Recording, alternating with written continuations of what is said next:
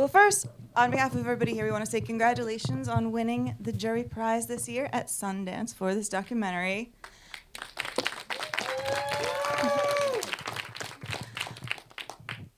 Thank you. Okay. The very first question I want to ask you guys is actually about this title. You know, Going to Mars, the Nikki Giovanni Project, emphasis on project as well. Like, when did you decide that this was what this film should be called?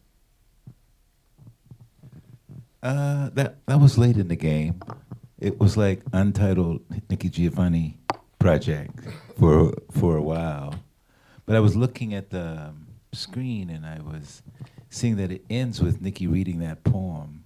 So that was buzzing out very early because that's one of the first readings that we read, and obviously we had to read it because we were moved by it.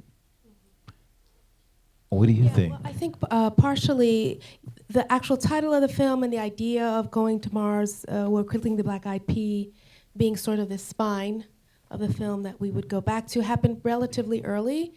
The part of this idea of this Nikki Giovanni project, this film is sort of an anti-biography biopic. It's more about the poetry. It's about being in the mind space of this artist and what is it that they've produced that has impacted us.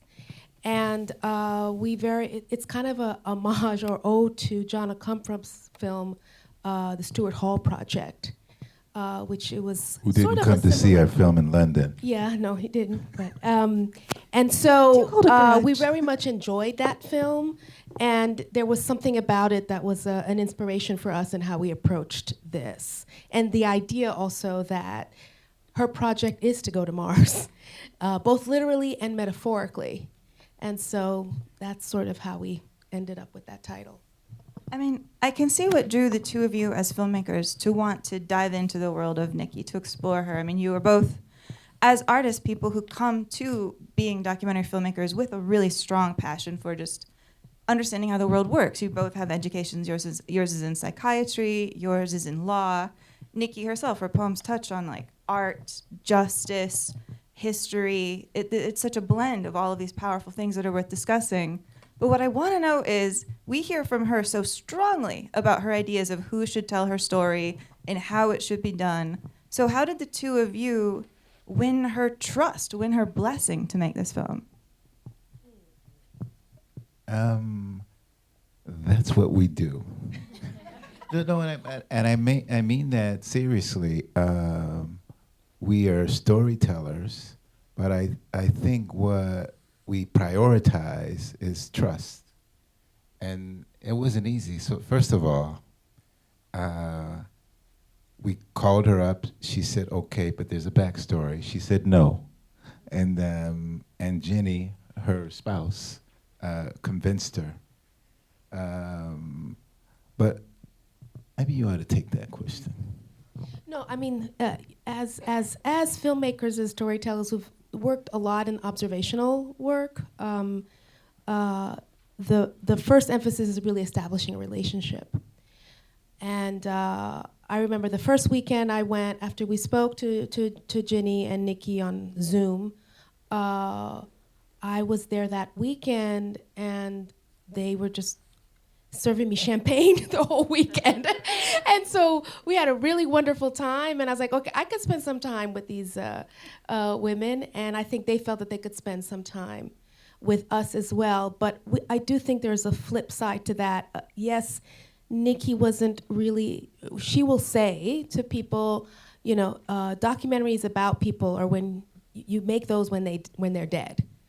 But Ginny had this notion and understanding about legacy, and that both of them, you know, are, you know, up in age, thinking about their legacy, thinking about what they're going to leave behind. And I think they also did their research on us and felt that it was the right thing to do. We had made a 14-year-long vérité film where trust was everything. I think we kind of channel the psychotherapeutic relationship in which we listen a lot, and we get lots of cues in terms of where we can go. We heard on the phone that maybe Michèle should go to this first meeting, and we were right, because I think that the trust barrier is a little higher for a guy walking in that household than for you. I mean, I'm glad you're highlighting listening, which I just think is probably the fundamental skill in documentary storytelling. And what I really found so fascinating about her as a character study, she's a person who's kind of almost polar opposite. She's very honest and blunt, and she's also very guarded, which is, you know, an unusual combination. And I was really struck by the moments where I could tell in your filmmaking, it felt like you had to think of creative ways around moments where she got guarded. You know, when you get into the story of like kind of the brouhaha over her comments on apartheid and celebrity, you tell that section of the story mostly through newspapers. And similarly, I think is it Jenny whose voice I'm hearing talking about her years of kind of strained relationship with her son? Yeah, we found that there were some barriers, but she's very complicated because even when she says, I won't speak to you about this, she continues to speak about it.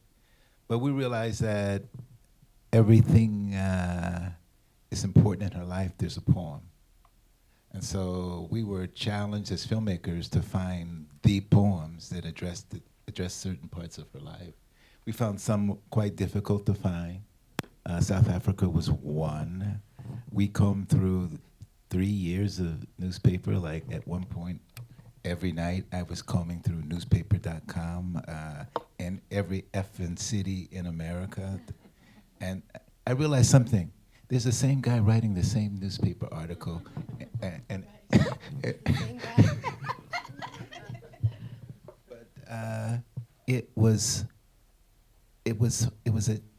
a fun challenge, and I think this is what we do as filmmakers. We say, it's not never say no, but there is a creative way around the obstacles. Yeah, I mean, every film has its own obstacles, almost its own sort of ecosystem of challenges. But you mentioned this idea of character study, which for me was really, it was fascinating for us to sort of do the building blocks around honoring her work, but also embracing the complexity and contradictions of her that exist side by side, which is what is part of being a human being is. So how do you build those in a way that you're bringing people in, understanding, laughing, crying, but also not necessarily agreeing with everything, but sort of accepting that you disagree with what's there, was sort of an amazing opportunity, really.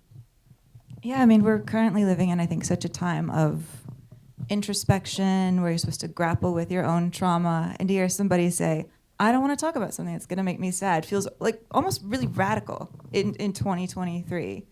And then beyond that, I was really struck by how you fill out the world of her poems with the archival footage you dug up, not just the images that you found, which are amazing, and I'd love to hear about that, but the way you work them yourself. You run some of the footage backwards. There's the segment where she's doing her poem Ego Tripping, where you kind of almost make it cut with the tone of like a music video. It had that same sort of energy to it. Music videos pejorative. I'll tell that to David Fincher. Wait a minute. I said for me. But what I would say is that was intentional. That we started this process saying, okay, we want to make a music film. We want to play with a documentary genre, and we couldn't find any musician who would let us tell their story that we could afford. And so poetry for us seemed a way to play with the notion of letting her complete her art on camera and trying to cover it in a way that's entertaining. And so we went in saying that is what we're going to do. And we found it very difficult. And what happens is, a lot of people use exposition, and they explain what we already know. And so what we ask the archivists to do is, whatever we think should go over this poem, let's find the polar opposite of it. And so anger is love, and everything was amazing after that. We had so many different options, and we were basically seeing that we were multiplying meaning with the archival. Yeah, we really this is really, I think, our first venture into deep dive into working with archival material, and we were trying to work with it in a way where we were sort of pushing the boundaries for us, that it became more than just illustrative, that the archival material would be in conversation with the poetry and with the music, and there would be almost a call and response as well as a rhythm to the editing that allowed us to, well, you just said it, create new meaning out of the experience. So it was rhythmic in that nature, but then, and then, there was an intentionality, what you were saying with the reverse shots, but also, there was also some archival that was iconic, that people have seen before, but that we sort of flipped on its head in terms of, and allowed for audiences to sort of reinterpret or re-feel it differently, what we sort of already have in a collective consciousness about a particular period in time. So, and all of that comes from our we wanted to center, her poetry has a lot of rhythm. It comes from this Black Atlantic experience that's very oral as well. And that's what has shaped us, me being from the Caribbean, Joe, and growing up in his church roots. We really wanted to honor that approach and sort of challenged ourselves to, well, how can we represent that visually and sonorically and work with the poetry in that way? So it became a different texture, the archival material for us. So there are 800 cues in this film, and some of them are less than 1/10 of a second.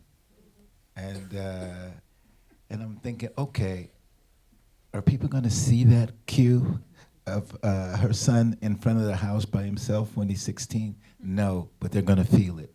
And so we were working with the polyrhythmic cutting, but also we were trying to have conversations, a call and response as well. And so it's very exciting, but it takes a long time. And what we struggle with is finding editors who are willing to play with this. And so we found Canadian editors. Michèle is Canadian. And so what we found is the rate was less, I'm sorry. And so we had more time to experiment.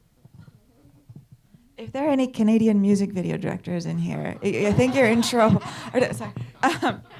One of the other things that you do to sort of tell, though, her story is you really take care to show Nikki in different scenes with people who love and appreciate her. You take us to so many different groups that, really she's affected. Young groups, old groups, church-going groups, the Afropunk Music Festival. I mean, being in those rooms with seeing all of those people and how much she means to them, how did that affect your understanding of her place in the last century? Well, it was really an affirmation of how she sort of has affected us, And it was very important that love be, also centered in these scenes. So, I think it was really just an affirmation for us. I think for me, what attracted to me, or what I took away a lot from is, and even more, not just the humor, which was a new thing for us to see all the humor, her stand-up comedian approach to engage with audiences, but this unapologetic way of living her life. But also what you saw was that she is also very caring of the community, of the people who love her work. For example, there could be 800,000 people waiting. She would not leave until the last person got their autograph. And that was everywhere. Now, this is a woman who was canceled at one point, who had very controversial poetry, some of which didn't make the cut. But she loves audience, and when she canceled, she went on the Chitlin circuit, and she went to small towns all over the country, and we feel that love everywhere we went. She had invested in community, and I think we as filmmakers have to understand that. Wow, we're not making a film for the algorithm, and so we have to.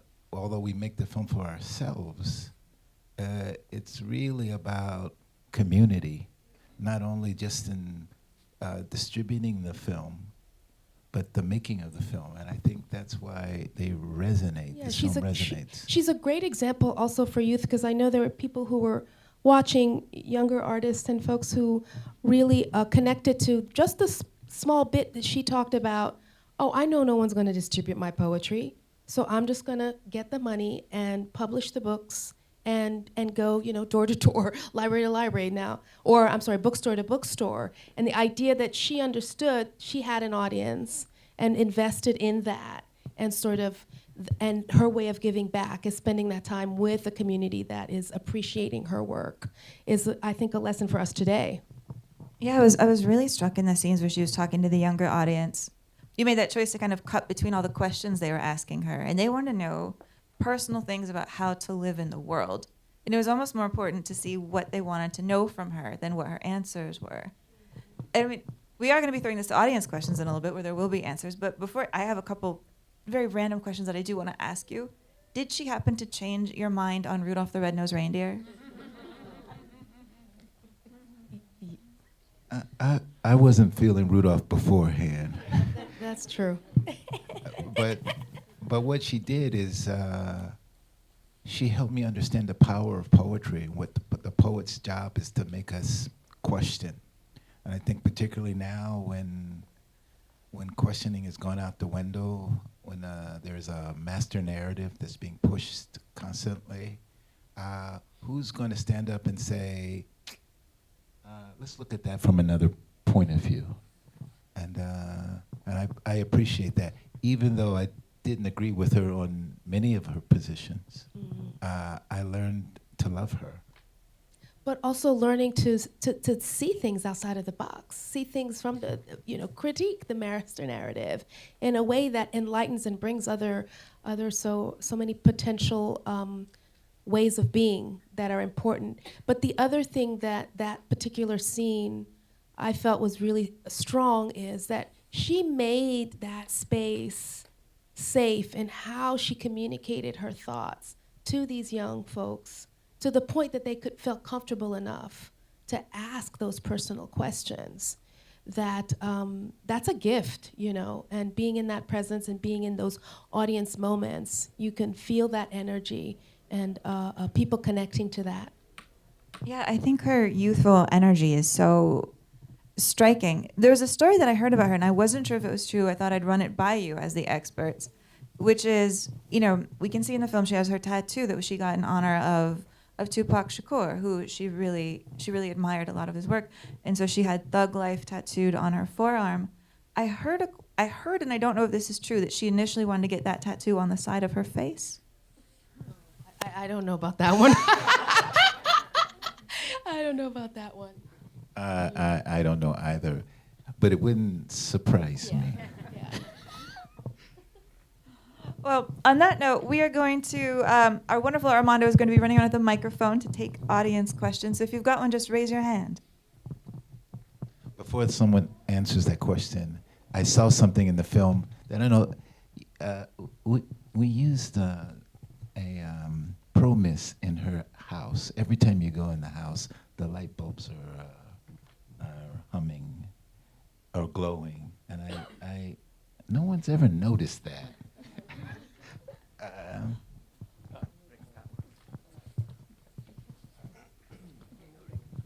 A really lovely film. I was especially enjoyed the sequences with James Baldwin and her. That was really revelatory to the meeting of two giants. Where did you happen to pick that up, and how did you decide to feature it so prominently? Well, the James Baldwin conversation is a 2-hour conversation. That's part of the Soul series that was an WNET program that was about 3 years long and unfortunately was shut down in the early 70s. And so it's actually available on YouTube, the whole full 2 hours as well. There's a published conversation as well in a book. And we were aware of it for a while, and we knew we wanted to use it. And so, and the purpose behind that was really to, that this conversation was really going to be, or the excerpts that we picked were going to be about Nikki, and that she was going to be centered both in terms of how she challenged Baldwin, but also in some of the themes that were brought up. And so, and then we placed them in very specific locations within the film, in some ways helping us sort of process what came before, but also in some cases foreshadowing what was to come next in the film as well. But so there was that purpose behind it, but there's so much more about that conversation that reveals not just her youth, but the intergenerational dialogue. There's an intergenerational theme in the film that sort of, permeates the full story, and they are part of that. The fact that they disagreed but respected each other, and there was love within that disagreement, we felt was really important. The other thing is it also shows James Baldwin a bit in another light, a little bit more human, a little bit more flawed, which we thought was also important. It also helped us explore what we call the changing same, that things haven't changed that much in terms of the issues that are important to us as American, as African Americans. And we loved it. We had a difficult time paring that down because every time we would screen it, people wanted more, and they wanted more Baldwin, and they couldn't. It wasn't his film. You wanted more Baldwin. And she's only 28 in that footage, which is just, it's astounding. But the idea also of time passage and not time passing, like this, it also, like you're saying, made it resonate today, but there's so many things that we put in that were about the past but could easily speak to today as well. So it was a collapsing of time for us. And we were dealing with the misogyny in her life, and this is a way of illustrating that, and without the horrific stories that she shared about growing up with Gus, we hinted at it. We hinted at that in multiple ways, including baby, which he often said to her. So we give you something Sweetheart, to think about. Yeah.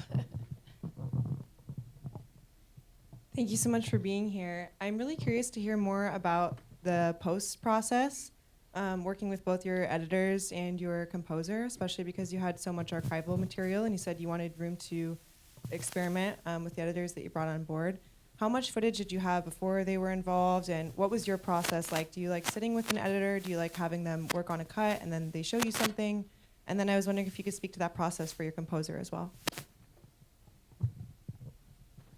Well, I would say that Hannah Shepard is an amazing archivist. We worked with her a very long time.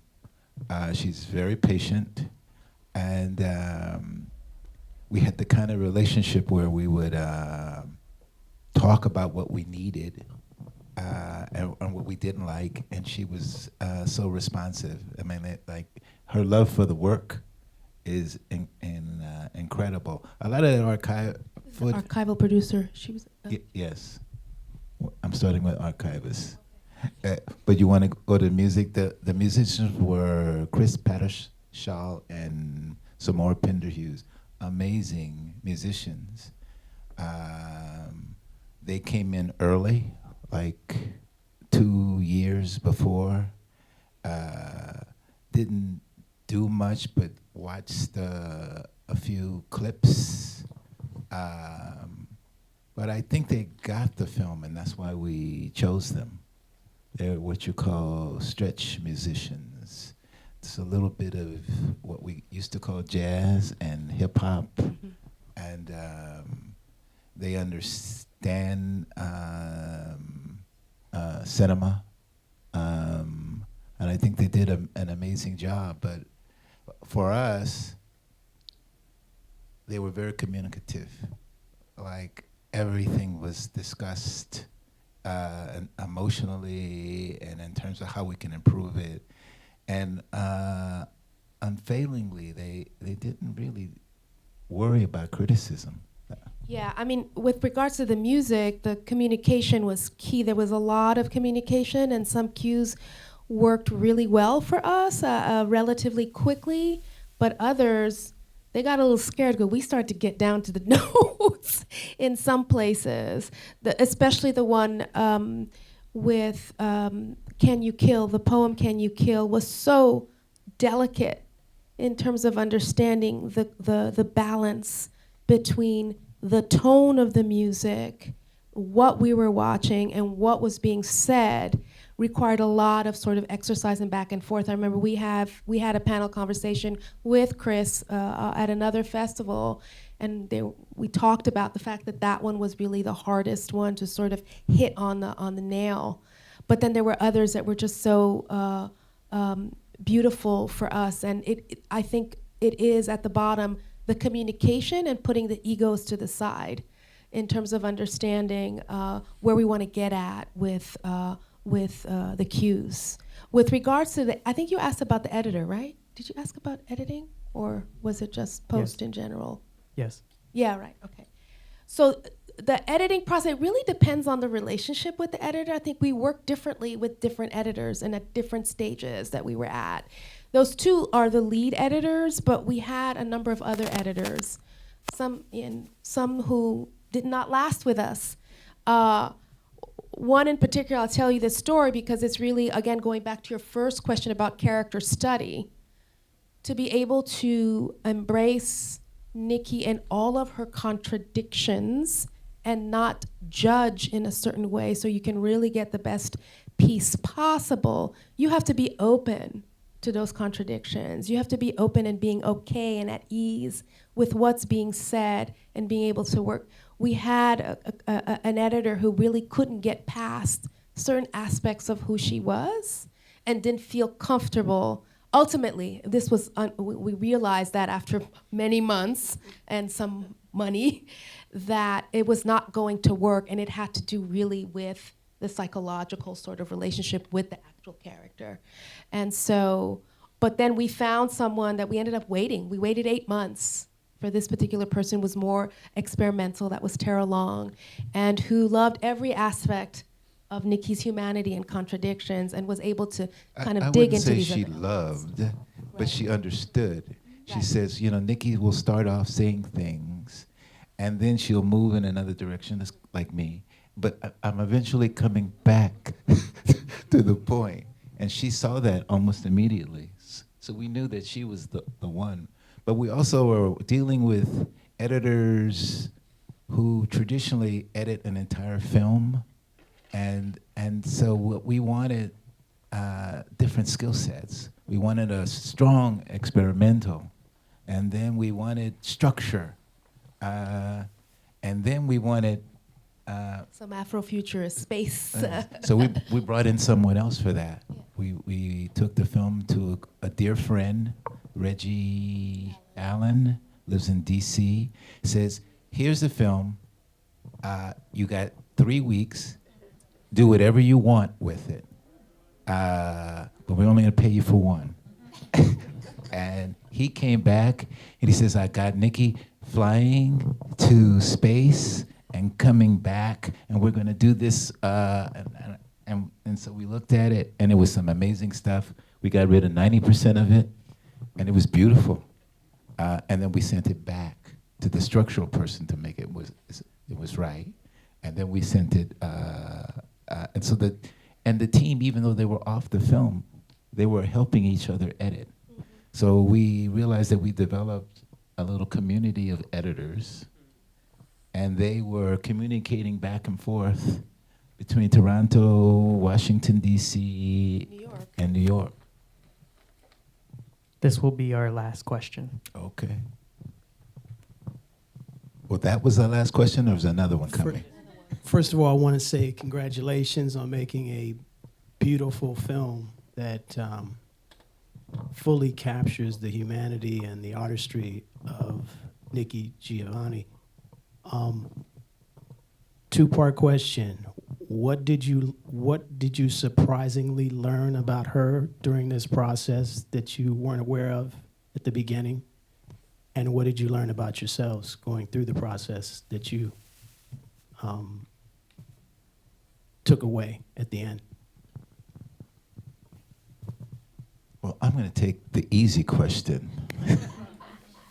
What did I learn about myself? I learned that as a filmmaker, I have to make the film for me, and this film is as much about me as it is about her.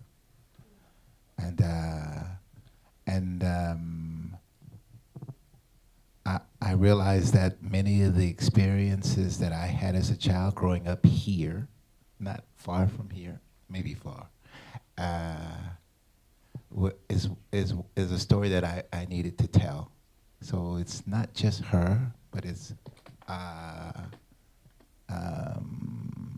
our story as well. So what we learned was we needed to tell that story, and not worry about whether or not we would be distributed or seen.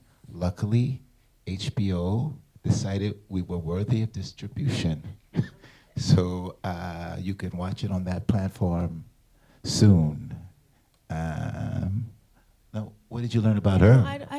No, I think for me, what struck me the most is the humor, the stand-up comedian aspect was the biggest thing that, but also it just added this whole other layer of understanding who she is, but also how she processes her own trauma and pain and obstacles that I thought was very powerful, certainly, for me.